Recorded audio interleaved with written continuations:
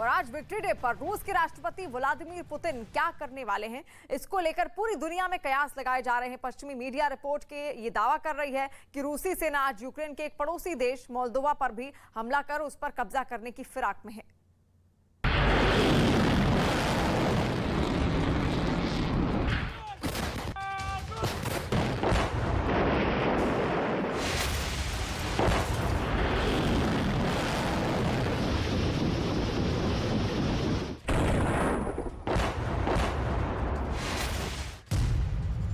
Ukraine में बरस रहा बर्बादी का बारूद।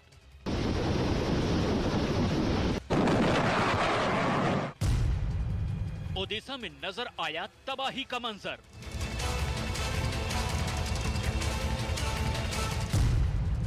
ओडेसा बहाना यूरोप के एक और देश पर निशाना।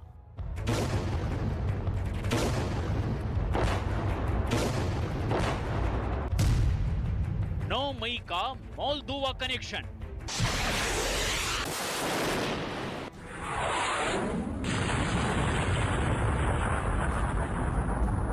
रूस और यूक्रेन के बीच जारी जंग को 70 दिन से ज्यादा हो चुके हैं, लेकिन इस जंग के रुकने के आसार नजर नहीं आ रहे, बल्कि ये जंग अब तो और भी तेज होती दिखाई दे रही है।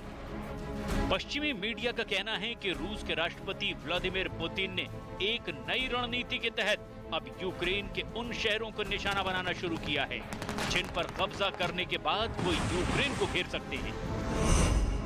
रूस की इस नई युद्ध नीति की झलक यूक्रेन के एक बड़े शहर ओडेसा में नजर आई। 7 मई को जिस तरह से रूसी सेना ने काला सागर के पास बसे इस खूबसूरत शहर पर जबरदस्त मिसाइल हमला किया, उसे देखकर तो लगता है कि अब रूस ओडेसा पर भी कब्जा करना चाहता है। और रूसी सेना के हमलों के बाद फैली तबाही इस हकीकत की तस्दीक भी कर रही है।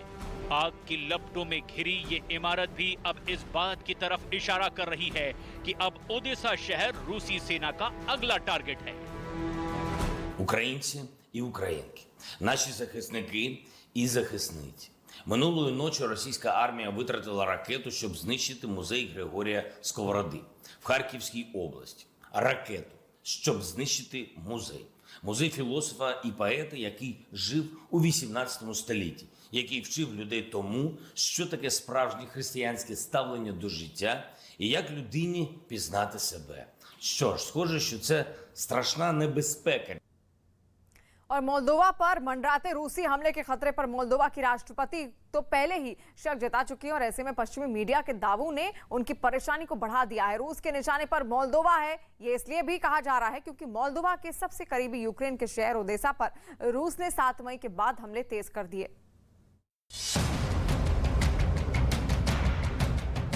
यूक्रेनी सेना के मुताबिक रूसी सेना ने ओडेसा शहर के इस रिहायशी इलाके को अपना निशाना बनाया। यूक्रेनी सेना का कहना है कि रूसी सेना ने 7 मई की रात को ओडेसा शहर पर 10 बार मिसाइल हमले किए। यूक्रेन के खुफिया विभाग का कहना है कि ओडेसा को निशाना बनाने के लिए रूस के हैकर्स ने भी अब रूसी सेना की मदद की है।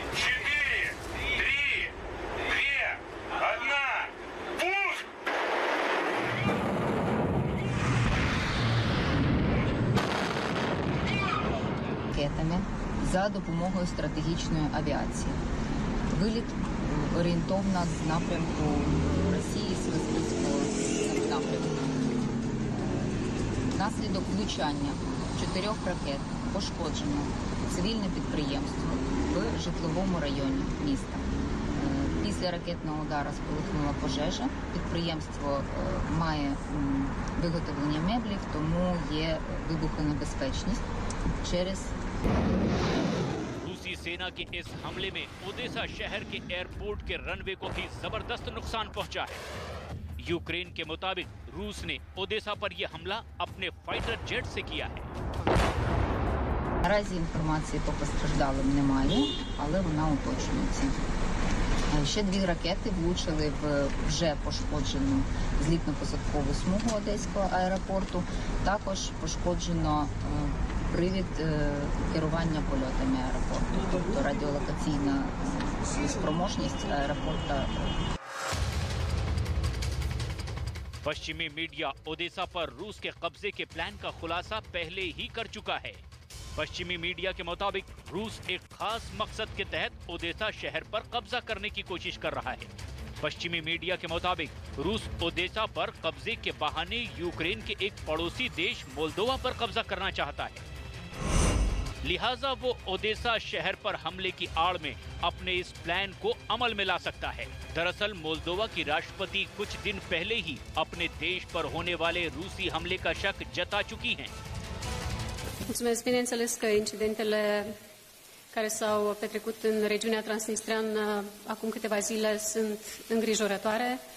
Analizele noastre arată că aceste incidente au fost provocate de forțe pro-război din interiorul regiunii, dar în același timp noi am auzit amenințări care au venit din partea unor generali ruși despre intenția lor de a ajunge până în Transnistria și evident că aceste declarații sunt irresponsabile și îngrijorătoare.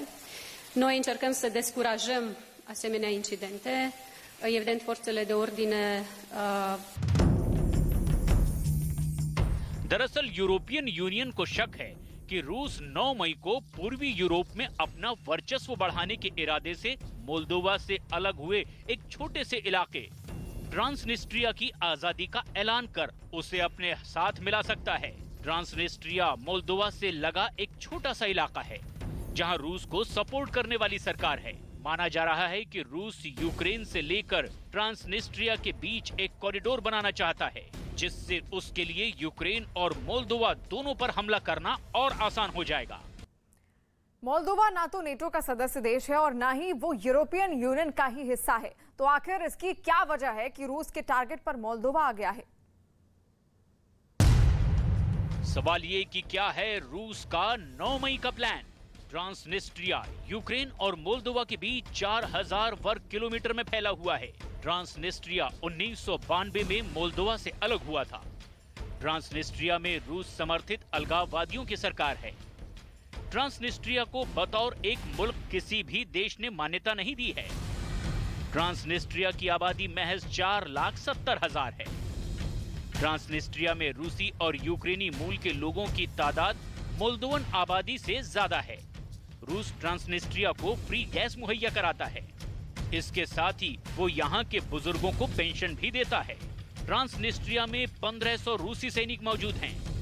Transnistria के कोबासन इलाके में रूस का 20,000 ton विस्फोटक रखा है। कोबासन पूर्वी Europe में सबसे बड़ा विस्फोटकों का भंडार है। पूर्वी यूरोप में यूक्रेन और रोमानिया के बीच में बसा मोल्दोवा यूरोप का दूसरा सबसे गरीब देश है। 1991 तक मोल्दोवा सोवियत संघ का हिस्सा रहा। 33 लाख वर्ग किलोमीटर में फैले मोल्दोवा की आबादी तकरीबन 26 लाख है, जिसमें से देश की सुरक्षा के लिए महज 7,000 सैनिक ही है।